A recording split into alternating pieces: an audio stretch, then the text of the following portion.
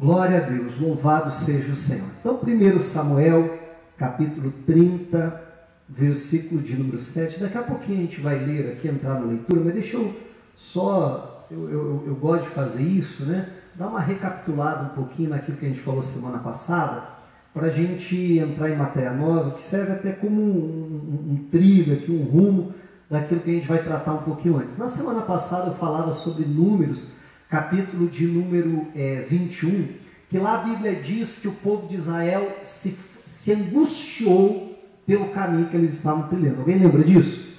Né? Quarta-feira passada a gente tratou sobre isso, então, né? A Almeida, revista atualizada, ela até usa a expressão que eles se tornaram ansiosos, né?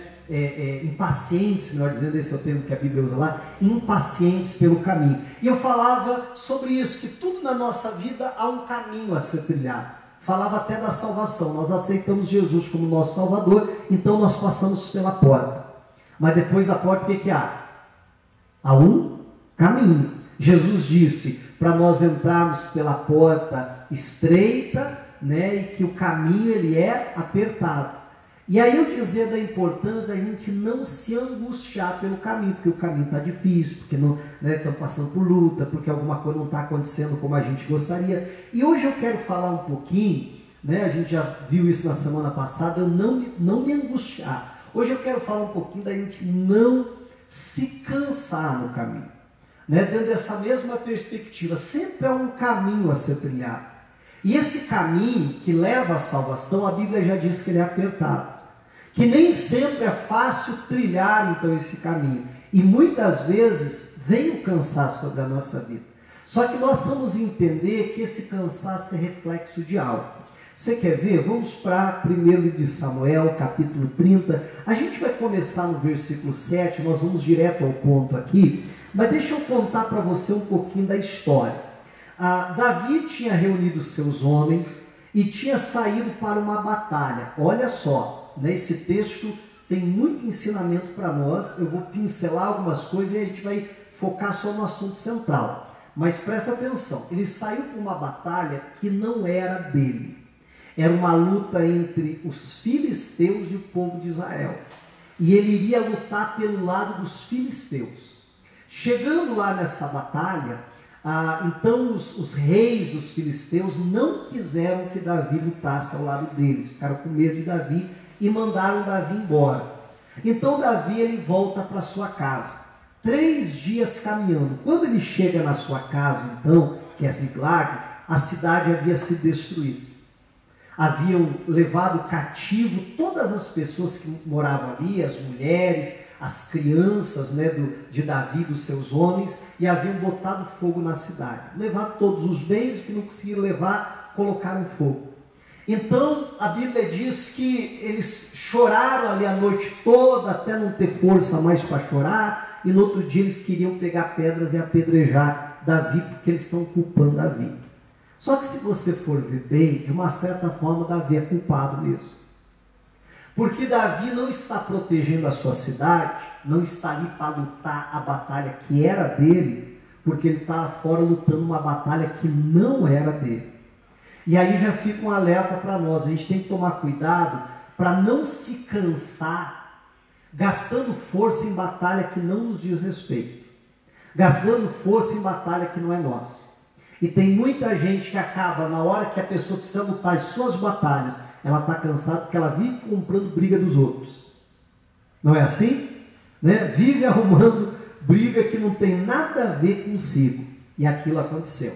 Aí, eles chegam lá na cidade, está aquela destruição, eles estão chorando. Agora, pare e pense comigo. Os inimigos estão levando a família de Davi e dos seus homens.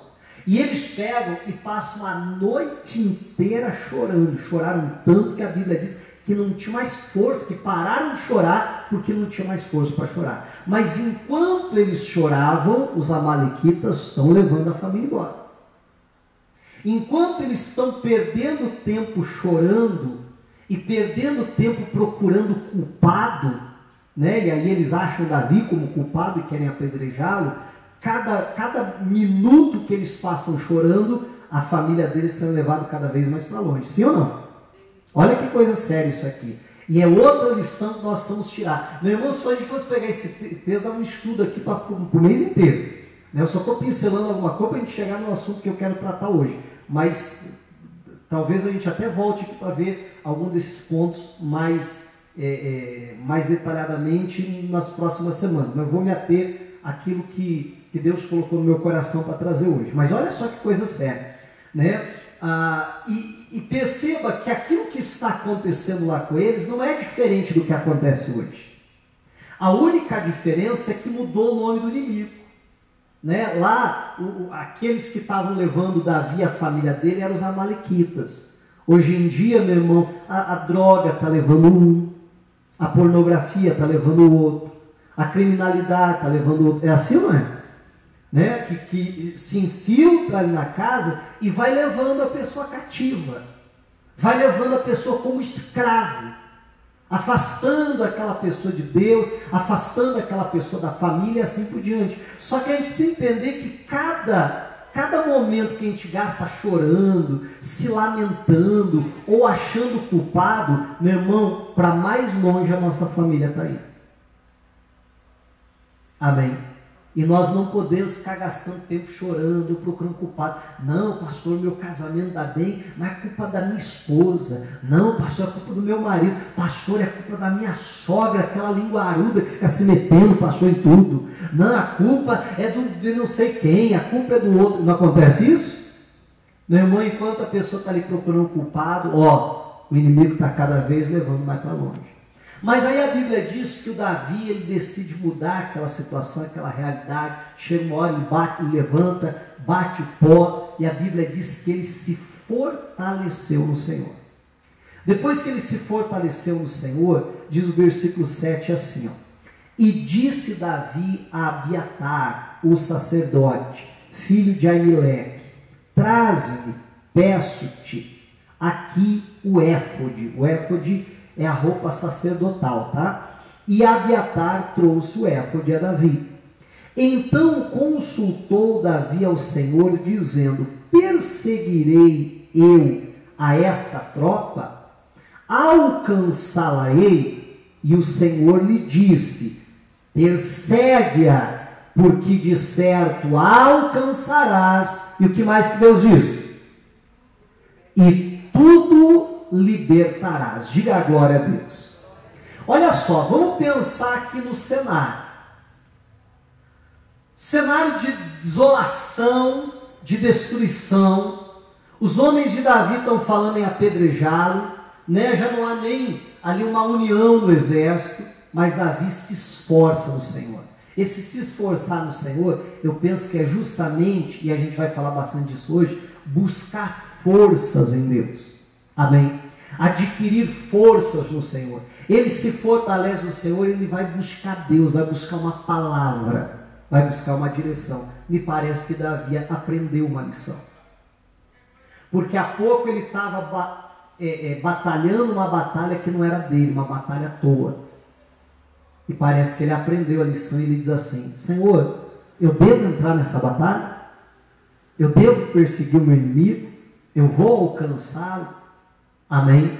Eu penso que a gente precisa aprender isso em cada batalha, né? Pedir uma direção, pedir uma palavra da parte de Deus. Deus diz, persegue, você vai alcançar e tudo você vai libertar. Davi, depois daquela palavra, eu fico imaginando a cena que ele reúne os seus homens, os homens já com pedra na mão, amém? Pronto para apedrejá-lo. Ele diz, pessoal, larga a pedra um minutinho, deixa eu falar uma coisa com vocês, depois vocês decidem se vocês vão me apedrejar ou não, mas primeiro larga as pedras aí, escuta o que eu tenho para falar. Olha, eu busquei a Deus, Deus me deu uma palavra, Deus falou comigo, e aquilo que Deus falou no coração dele, lá deu resposta para ele, né? E dessa forma surgiu a fé no Davi. Ele coloca essa fé no coração dos seus homens. Pessoal, Deus nos garantiu que se nós perseguirmos essa tropa, nós vamos alcançá-los. E quando nós alcançarmos essa tropa, nós vamos libertar a nossa família. Deus disse, tudo libertará. Gente, não vai faltar o filho de ninguém, não vai faltar a esposa de ninguém, não vai faltar o gado de ninguém, não vai faltar os bens de ninguém, não vai faltar nada, nós vamos libertar tudo. Vamos nos levantar, entrem comigo nessa batalha. Vamos lutar hoje pela nossa família. Vamos lutar hoje pela nossa casa. Amém? E aqueles homens que estavam ali, amargurados, que estavam ali prontos até para apedrejar Davi, como eu disse, eles, no versículo seguinte, a gente vê eles seguindo Davi novamente. Eles novamente ali se animando, mais do que se animando, vindo a fé no coração deles. Eu fico imaginando que eles devem já, a uma altura dessa do campeonato, ter largado ali as armas, terem tirado as armaduras, mas na hora eles correm lá, começam a colocar a armadura de volta, começam a pegar novamente as suas armas, e eles agora estão caminhando para alcançar a tropa. Agora vamos pensar. Primeiro, que a tropa já havia tomado uma boa distância deles. Sim ou não? Vamos lembrar que eles haviam perdido uma noite inteira chorando. Então, eles precisam agora alcançar os inimigos. Se eles marcharem na mesma velocidade que os inimigos estão marchando, quando que eles vão alcançar o inimigo? Nunca na vida. Nunca. Então eles precisam agora, não vou dizer que eles foram correndo, mas é claro que eles foram numa marcha muito acelerada, porque eles precisam diminuir a distância e conseguir alcançar. Porque Deus disse, se você perseguir, você vai alcançar. E alcançando, tudo você vai libertar. Amém? Então eles começam a marchar. Agora vamos lembrar que eles já estavam há 3 dias marchando para chegar até Siglag. É claro que esses 3 dias de marcha, não foi uma marcha tão acelerada quanto agora, obviamente. Mas vamos lembrar que eles passaram uma noite em claro chorando. E no outro dia pela manhã eles saem numa marcha então muito acelerada para perseguir os inimigos, mas com uma palavra ardendo no coração deles: se nós perseguirmos, nós vamos alcançar, tudo nós vamos libertar. Era aquela palavra, meu irmão, que dava força a eles, é aquela palavra que movia eles então, naquela marcha contra os inimigos. Só que acontece o seguinte, versículo 9, diz assim: partiu, pois, Davi, ele e os 600 homens que com ele se achavam, e chegaram ao ribeiro de Besor. Presta atenção nisso aqui, onde os que ficaram atrás, o que aconteceu? Pararam. E seguiu-os Davi, ele e os 400 homens, pois 200 homens ficaram atrás, por não poderem, o que diz aí, gente? De cansados que estavam passar o ribeiro de Besor. Olha só que coisa séria. Depois você pode continuar lendo essa história em casa, muito interessante, mas até aqui é suficiente para nós.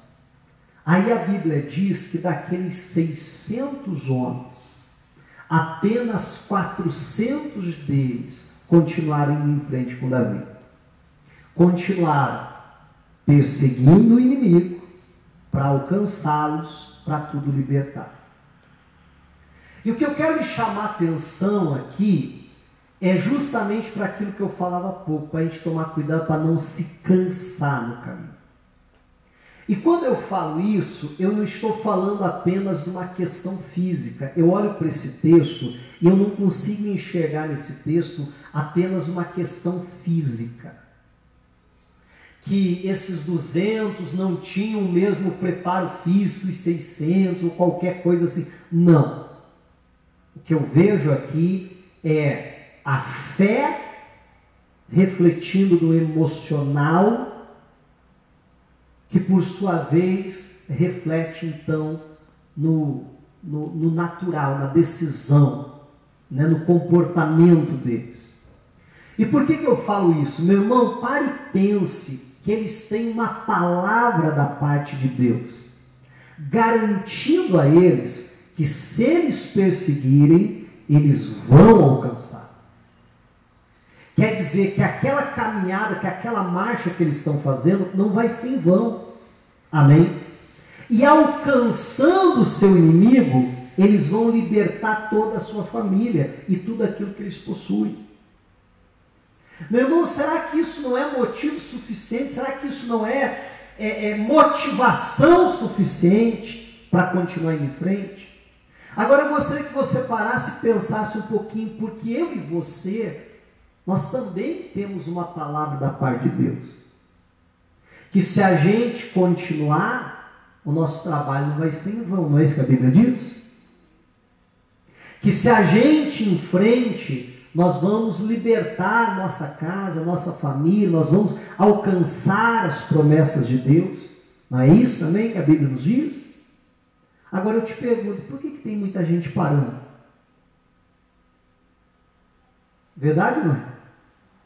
Mesmo tendo uma garantia da parte de Deus, que se em frente vai alcançar, e alcançando vai libertar, o milagre vai acontecer, mas por que tem muita gente? Porque se cansa. Mas aí vem a pergunta, por que se cansa? Por que aqueles 200 se cansaram, né? Meu irmão, entenda o seguinte, pastor, eles haviam marchado, o Senhor me deu os motivos, eles haviam marchado 3 dias, uma noite em claro, aquela marcha muito acelerada. Quando chegaram diante de um desafio maior, que era atravessar o ribeiro, né? Eu não sei se teria que ser a nado, o que foi, eles não aguentariam atravessado, enfim, o que acontece ali, mas diante de um desafio maior, eles vão e param. Então esses são os motivos, é uma questão.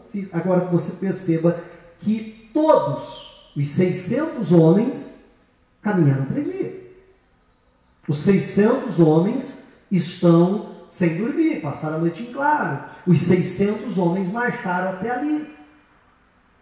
Vamos parar para pensar que eles faziam parte do mesmo exército. É claro que essa questão de condicionamento sempre tem que se destacar mais, outro pouco a menos. Mas se a gente parar para pensar que eles faziam parte de um exército, não é difícil da gente concluir que eles tinham um condicionamento físico muito parecido. Eles lutavam juntos, as mesmas batalhas. Eles treinavam juntos. Você está entendendo em nome de Jesus? Eles eram guerreiros, tantos como os 400 que continuaram. Só que o grande problema, meu irmão, é que se você vê o texto, né, e eu confesso para você que eu já li esse texto várias vezes, já preguei várias vezes, e eu nunca tinha observado esse detalhe. Sempre passou desapercebido para mim, que é no finalzinho do 9, que diz assim, e chegaram ao ribeiro de Besor, onde os que ficaram atrás pararam. Você perceba que primeiro eles foram ficando para trás. Aí quando eles chegam no ribeiro, eles não atravessam o ribeiro, aí eles decidem parar ali. Então, antes deles pararem, eles foram diminuindo o ritmo. Eles foram ficando para trás. E aí quando chega diante do obstáculo, eles param. Mas por quê? Por que isso acontece? Meu irmão, porque aquela convicção que eles tinham dentro do coração, que os movia em frente, começou a se enfraquecer. Na verdade, eles começaram a deixar de crer naquilo que Deus falou. De alguma forma, aquela convicção, eu vou perseguir, eu vou alcançar, eu vou livrar, aquela convicção foi diminuindo, foi se perdendo. Você está entendendo o que eu estou falando? Aquela certeza foi sumindo. E a partir do momento que aquela convicção foi desaparecendo, eles automaticamente foram se cansando. Aquilo que eu falava é a fé refletindo no emocional. E o emocional se refletindo no físico, nas atitudes da pessoa. A partir do momento que eles começaram a deixar de crer naquela palavra, o emocional deles começou a se abalar. E a partir do momento que o emocional deles começou a se abalar, então eles vão diminuindo o ritmo. Meu irmão, e tem muita gente que está exatamente assim. Um dia uma palavra já ardeu no seu coração, que fazia você correr, você caminhar, você ir em frente, você não se importar com nada. Mas às vezes aquela convicção começa a enfraquecer, começa a sumir, e quando aquela convicção vai enfraquecendo, a pessoa começa a pisar no freio, ou no mínimo a tirar o pé do acelerador. Perceba que ninguém para de uma hora para outra. A pessoa começa diminuindo o ritmo. A pessoa já não ora mais como orava antes. Já não busca mais como buscava antes. Até vem na igreja, mas já não vem mais como vinha antes. Já não vem com aquela pegada, com aquela convicção. Não, eu vou, Deus vai me abençoar, Deus vai fazer. A pessoa diz, vamos lá, né? Vamos ver. Entende o que eu estou falando? E aí vai diminuindo o ritmo. E o problema da pessoa que vai diminuindo o ritmo, né, que ela vai vendo os outros avançar e ela vai ficando para trás, aquilo causa ainda mais desânimo. E aí quando ela se vê diante de um grande obstáculo, dificuldade, ela diz, não, é melhor eu parar aqui. E eles param ali. Só que sabe qual que é o problema? É que eles param ali e ali eles ficam. Meu irmão, a diferença desses 200, daqueles 400, não era o preparo físico. A diferença desses 200 para aqueles 400 era que nos 400 aquela convicção do que Deus falou, aquela fé no que Deus falou continuava ardendo no coração deles. E nos 200 já não ardia mais. Você quer que eu lhe prove isso? Meu irmão, você perceba que aqueles 400 continuam indo em frente. Encontram o servo egípcio, o servo de um amalequita, que havia sido deixado para trás, dão para ele comida, água, ele se recupera. Aquilo não levou 10 minutos, aquilo levou mais tempo. Você concorda comigo? E cadê os 200? Aí eles fazem um acordo com ele, ele os guia até onde estão os amalequitas, eles vão aonde até os amalequitas estão, preparam o ataque. Cadê os 200? Porque vamos parar para pensar, se fosse uma questão apenas física, rapaz, não aguento atravessar aqui o ribeiro, mas peraí, deixa eu sentar aqui, dá um tempinho aqui, deixa eu dar uma descansada, sim ou não? Descansei, o que eu faço agora? Vou em frente. Vou em frente, vou atravessar esse ribeiro. Mas eu vou chegar atrasado na batalha. Vou chegar atrasado, mas pelo menos, né? Pelo menos eu chego. Mas não, eles ficaram lá parados. E aí aqueles 400 atacam os inimigos, os amalequitas. Meu irmão, a Bíblia diz que eles lutaram contra os amalequitas do crepúsculo até a tarde do outro dia. Meu irmão, pense em uma batalha onde 400 homens estão enfrentando um exército que a Bíblia diz que era tão numeroso que não dá para contar quantas pessoas tinha ali. E aqueles 400 homens passam quase 24 horas lutando, do crepúsculo até a tarde do outro dia. Eles passam a noite toda lutando, eles passam a madrugada toda lutando, amanhece o dia, eles estão lutando, a meio-dia eles estão lutando, e na tarde do outro dia é que eles conseguem vencer os inimigos, de tanto amalequita que tinha. Agora diz para mim, meu irmão, que batalha é essa, que não morreu nenhum daqueles 400, mas eles destruíram o exército dos amalequitas. A Bíblia diz, eu não lembro o número exato, se eu não estou enganado, foi parece 400 ou 200 jovens que conseguiram fugir montando em camelos e fugindo.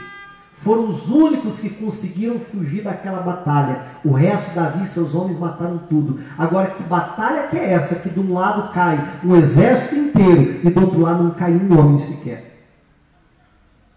Que batalha é essa? Que esses 400 homens passam, depois de tudo que eles percorreram, que eles passam meu irmão, quase 24 horas lutando. É impossível eu ou você acharmos que isso é uma questão só física. Verdade ou não é? Mas Deus veio sobre a vida deles e os fortaleceu, deu a eles uma força sobrenatural naquela batalha. Mas por que Deus deu para os 400 e não deu para os 200? Você está entendendo?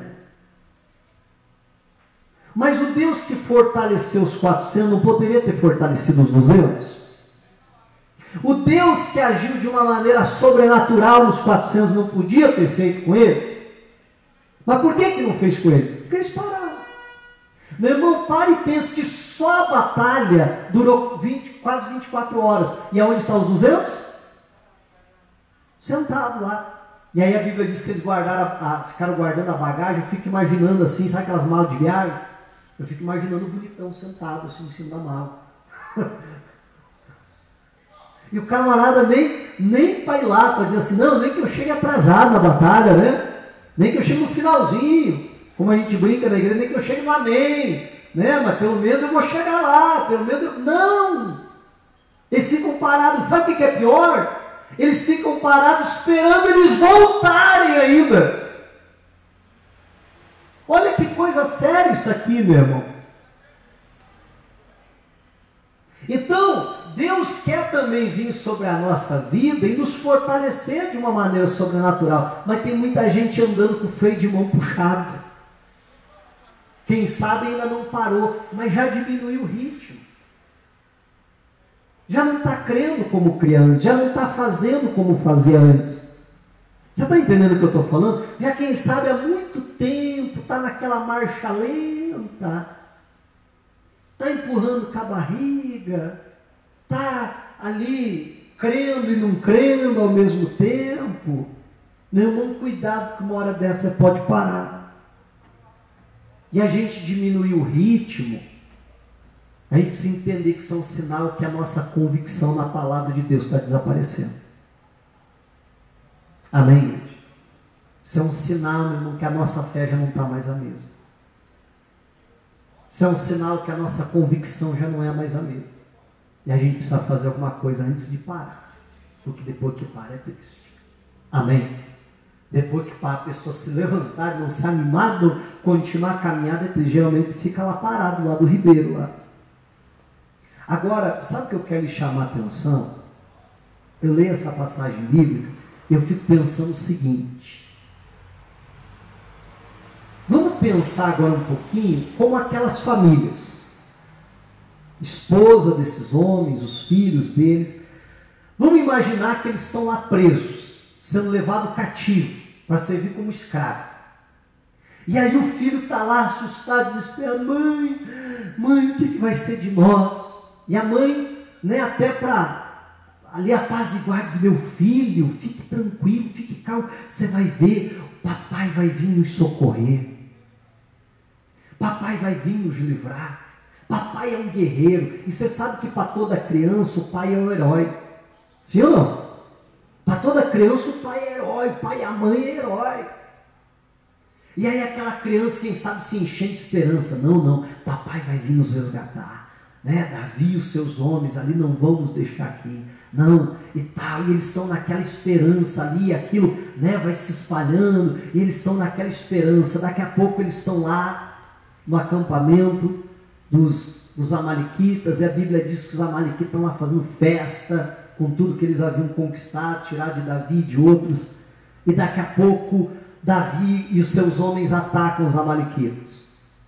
Fica imaginando, não sei se eles construíram como se fossem celas ali para prender eles, se eles estavam amarrados, como é que era, se tinha soldados tomando conta deles, mas imagina, daqui a pouco ouve-se um barulho e tal, e começa a acontecer uma correria no meio daquele acampamento, corre soldado para cá e soldado para lá, e aí um daqueles soldados pergunta o que está acontecendo, e um daqueles que está passando correndo diz assim, nós estamos sendo atacados. E numa hora dessa, a mãe olha para os filhos olham para a mãe, um olha para o outro e diz, eles vieram nos resgatar. Amém? Papai veio, Ah, a esposa cheia de orgulho, o meu marido veio me resgatar, eu sabia que ele não ia me entregar. E aí aquela batalha está lá comendo solto, e como eu disse, noite adentro, e aquele barulho dispara, e plém, e faísca, e fogo para lá, e sangue voando para um lado e para o outro, e aquela guerra, aquela batalha, e tal ferrenha, e foi passando o tempo, e foi passando, quando aquela batalha já está se desfazendo, os amalequitas todos destruídos. Eu fico imaginando aquela cena de guerra, sangue para tudo que é lado, destruição e tal, e aqueles 400 homens ali haviam acabado com os inimigos. Os últimos amalequitas, a Bíblia diz que eram jovens, montam em camelos, fogem, e daqui a pouco chega aqueles homens ali para tirar eles do cativeiro. Meu irmão, vamos parar e pensar um pouquinho. Provavelmente eles todos ensanguentados, com o sangue dos inimigos, todos sujos, cansados, suados, difícil até de ver quem é quem ali, mas no meio daquilo eles abrem ali o cativeiro, soltam as cordas, as correntes, como eu disse, não sei como é que os prendiam, mas daqui a pouco, aqueles soldados procurando a família procurando o soldado, e eles se encontram e se abraçam, e uma família aqui chora ali, outra lá, e aquela coisa toda, e aquela criança dizendo: cadê o papai? Cadê o papai? Cadê o papai? Meu filho, dá a mão aqui para você não se perder. Pera lá, ele está aqui, nós vamos achar ele. E procure, cadê o abençoado? Abençoado para ajudar ele, Mas cadê o camarada? Nada. E quem sabe toma naquela hora uma preocupação, diz assim: será que ele foi morto na batalha? E começa a perguntar para algum dos soldados ali. E ele diz assim: não dos nossos, nós já conferimos, não caiu ninguém. Mas cadê o meu marido? Mas quem é o seu marido? Meu marido é o fulano de tal. Não, ele não veio. Cadê o papai? Não, teu pai ficou lá no ribeiro, que estava difícil de passar o ribeiro. Ele ficou, mas papai não veio me salvar? Não. Meu irmão, que vergonha, hein? Sim ou não? Não dá vontade, aqueles dos anos tinham que cavar um buraco, se enterrar dentro? Que vergonha. Agora, meu irmão, presta atenção. Agora aquela criança, quem vai ser o herói daquela criança? Papai? Não. Agora o herói daquela criança vai ser o vizinho.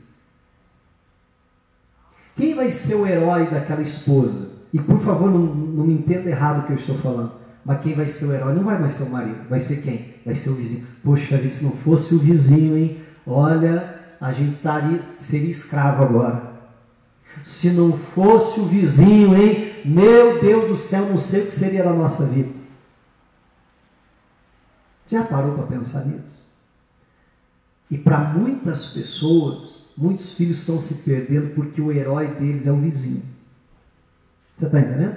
Porque o herói dele é o youtuber, porque o herói dele é o famoso tal, é o cantor tal, é não sei quem mais.